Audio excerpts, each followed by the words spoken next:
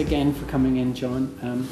I'd like to focus now on your expertise in teams and how that relates to Olympics and so on. And first question really is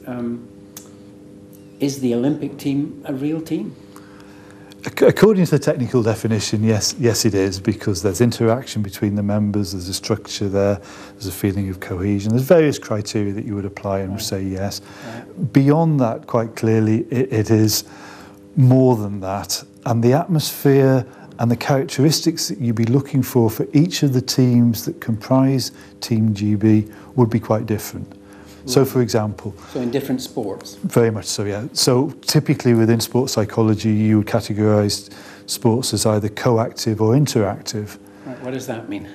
Well, in a coactive sport, for example, something like archery or golf, everybody's doing their own thing, but they're doing it in a team environment. Right. So in tennis, for example, that would be Team GB or whatever it's called. Right.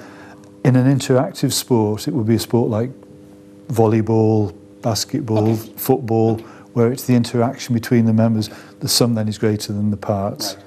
And the sort of atmosphere that you're looking for in each sport will be quite different. In highly interactive sports, you are looking for a degree of cohesion. Okay. In co-acting sports, it's not quite so critical. Whether people like each other or not. That's right. Okay. And you actually find some of the most healthy teams are actually those that are characterised by a certain level of conflict. Right. That lazy teams, very often, you'll have this word team spirit, this phrase team spirit is bandied about far too often. Right. What that can often do is create a comfort zone around a team. Yes. So, for example, when I'm often brought in to do team building, what I actually do is team deconstruction. Right.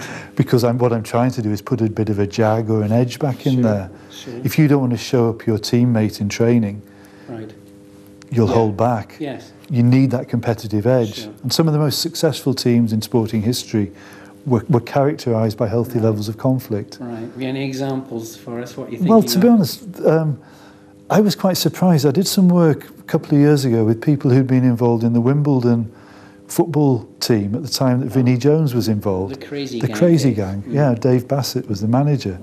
And I'd imagined that these people ate, slept and played football together. And the reality is they only ever met in the training ground. They went away and lived their separate lives, and that kept a freshness to what they were about. Now, in terms of a team dynamic, they were all on mission. Right. They all played to a particular style of play. Nobody tried to play a Barcelona. Right. All they did was the long ball upfield, but they all did it. And what you find is what characterises good teams in sport is that a strong sense of identity and task cohesion, which is quite separate from social cohesion. Right. Task cohesion is you work together around the task at hand. Social cohesion is you might or you might not like each other, which is, to be brutally honest, pretty much irrelevant. Right. Sometimes there's a health attached to having different worlds outside of your sport. I mean, people do assume that, you know, lovely relationships within the gang means that they'll play particularly well, but there's not a lot of evidence for that, is there? Not at all, no. There was a West German rowing team several years ago. Apparently they hated each other's guts, and it was hard to get them to stay in the boat together, but they went on to win Olympic gold. Sure, yeah. There was a vibrancy and an energy there. I think most people think of what you've called social cohesion as team cohesion, but in fact you've talked about task cohesion as well. Say a bit more about that? Well, task cohesion is when you're actually out there doing it, that at that stage the sum is greater than its parts. There are some people who don't get the team thing at all. They try, but at heart they're an individual. When you allow the collective to take over, that's where things really start to click.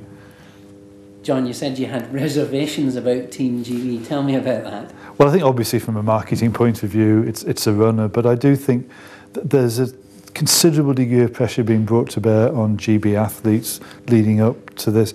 And I think that there's a real danger that that can add an additional pressure. In certain sports, it may work very well.